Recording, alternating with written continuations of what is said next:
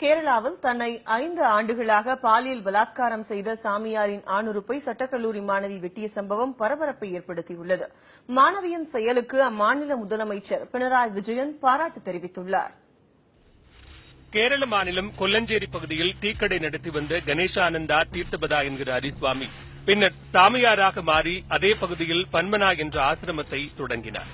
நாளடைவில் பாஜகவின் கேரள மாநில தலைவர் கும்மனம் ராஜசேகரன் உள்ளிட்ட பல்வேறு பிரபலங்கள் ஆசிரமத்திற்கு வந்து செல்லும் அளவுக்கு பிரபலமானவராக விளந்தார் சாமியார் கணேசானந்தா.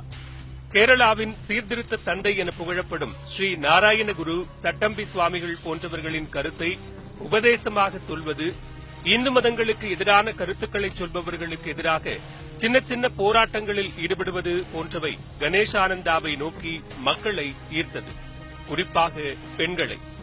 அவ்வாறு கடந்த 5 ஆண்டுகளுக்கு முன்பு ஆசிரமத்திற்கு வந்தவர்தான் கேரள சட்டக்கல்லூரி மாணவியின் தாயார்.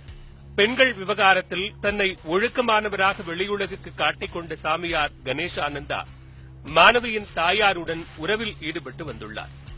அப்போது 12ஆம் வகுப்பு படித்து வந்த மாணவியையும் அவரின் தாயார் உதவியுடன் பாலியல் வல்லுறவுக்கு கணேசானந்தா உட்படுத்தியுள்ளார்.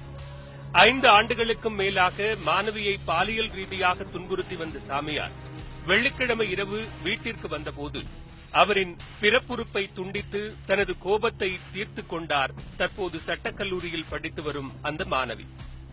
90% காயத்துடன் திருவனந்தபுரம் மருத்துவமனையில் அனுமதிக்கப்பட்ட சாமியார் கணேசானந்தாவின் உடல்நிலை தேறி வருவதாக மருத்துவர்கள் தெரிவித்துள்ளனர். 12ஆம் வகுப்பு படிக்கும் போதிலிருந்தே தன்னை சாமியார் பாலியல் வல்லுறவில் ஈடுபடுத்தி வந்ததாக மாணவி புகார் கூறியுள்ளதால் பாஸ்கோ எனப்படும் குழந்தைகளுக்கு எதிரான பாலியல் வன்முறை தடுப்புச் சட்டத்தின் கீழ் வழக்கு பதிவு செய்யப்பட்டுள்ளது. இந்த சம்பவம் தொடர்பாக மாணவியின் தாயாரை பிடித்த போலீசார் அவரிடம் தொடர்ந்து விசாரணை மேற்கொண்டு வருகின்றனர்.